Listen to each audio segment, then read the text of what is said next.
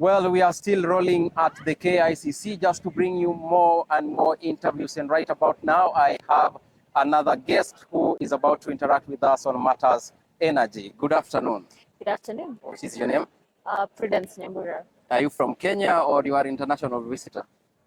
Vince, but I'm Kenyan. I am Kenyan. Great. Now, allow me to ask this question. How can we transit to renewable energy in our homes right now? There are a couple of alternative resources and renewable energy sources which we can implement in our homes. Some of them being biomass. By biomass, even waste, even banana peels can be converted into energy. Mhm. So it wouldn't be enough, but it's a step when we're talking about climate action. So there's a lot of resources in Africa, from solar, biomass, even oceans. We can get energy from oceans. Great. Yesterday, before this event started, there were a lot of electric cars moving around town right here in Nairobi, and I also happened to see electric buses. How fast can we adopt this new technology of bringing in electric vehicles so that we emit using fossil fuels that pollute the environment? I think that depends on the government or the people in power, let me say that, because the e-buses are really good. I've actually been on one. Okay. It was such a nice experience. And it just depends on the legislations you have and the policies you have in place. Because a lot of countries are trying to adopt them. We are adopting them. And you also have to look at the longevity of the transport and how will it have a positive or negative impact on the transport sector as well as to other people. What do you believe? Do you believe it's going to make a positive impact, or we cannot rely on them? Absolutely. It will definitely be, it will definitely have positive impact in our country, given how also fossil fuels they're not reliable anymore because the rate at which they're generated is slower as compared to how fast we are acquiring fossil fuels. I mean, if you look at our country, the fuel prices are soaring almost every day, and Yeah. it's becoming really expensive for people to sustain themselves. So the e-mobility, e-buses would really change the dynamic in Kenya. But I believe collaboration is very essential when you want to push something forward. So, how can African nations collaborate to ensure that we get to a point where we have access to this renewable energy at a very affordable cost and make it easily available? Well, one thing for sure, Africa is very rich. We are such a resourceful continent.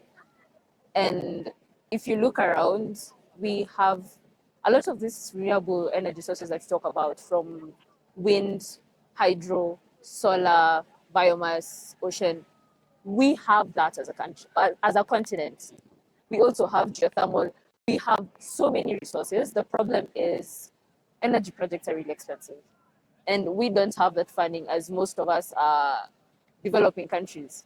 So we can't afford it. And I think it's usually a good thing when now European countries come in and support our projects, because they're also pushing us towards the right direction. And if we're to work together as a continent, I think if we had available resources where we can create interconnected channels of renewable energy sources and technologies, I think we'd move together in the same direction as a continent. Speaking of the fact that renewable energy is very expensive, maybe what do you think, or what are some of the policies and frameworks that need to be put in place to attract the foreign investors to come and invest in this renewable energy?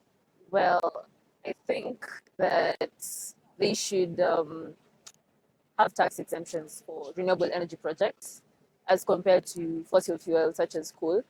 If someone is to, for example, come up with a coal, or rather want to start up a coal power plant, I think they should have more stringent measures and policies in place, which will hinder them, because I mean you have to consider how much carbon they're emitting, and if you're trying to achieve net carbon emissions, then that's something to consider, and promote now renewable energy sources, as well as educating the public on what exactly we can do about it together as a country, as a continent.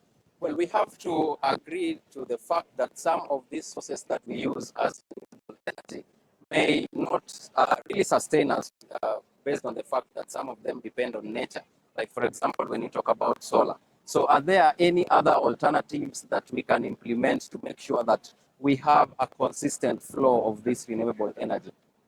Well, there's someone who said that we can't fully run on renewable energy, which, as contradictory as it is, it's actually very true. Um, if we're to fully run on renewable energy, we need to pull all of them because solar is intermittent, but not as much as wind and as much as hydro. If rivers dry up, then hydro messes up. Yeah.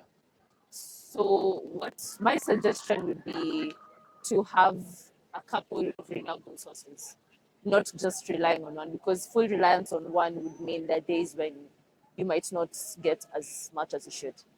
Well, thank you so much for your time. We really appreciate it. Thank you.